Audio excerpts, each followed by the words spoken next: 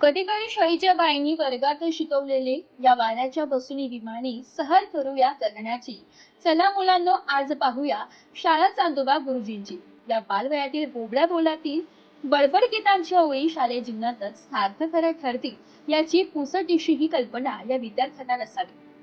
मात्र सुरगाळा पंचायत समितीच्या गटशिक्षणाधिकारी अल्पा देशमुख यांच्या संकल्पनेतून सायन्स टॅलेंट सर्च या उपक्रमाअंतर्गत घेण्यात आलेल्या परीक्षेत यशस्वी ठरलेल्या जिल्हा परिषदेच्या इयत्ता 4थी ते 8व्या इयत्तेत शिकणाऱ्या 20 विद्यार्थ्यांना नाशिक ते अहमदाबाद विमान प्रवास घडवून आणत अहमदाबाद येथील सायन्स सिटीला भेट देत आयुष्यातील एक अविस्मरणीय अनुभव ठरला.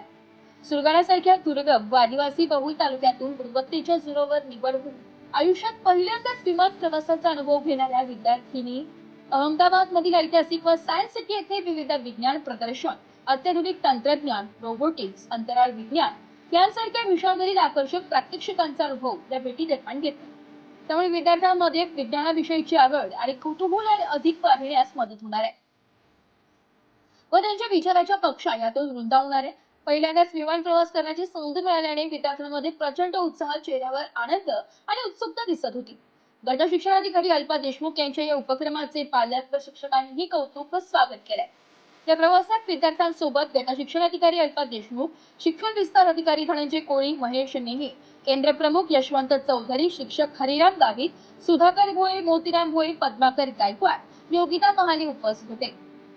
नाशिक लोकशाही न्यूज साठी उपसंपादक बाजीराव माना खेरनार सह तालुका प्रतिनिधी रतन चौधरी, सुरगाणा.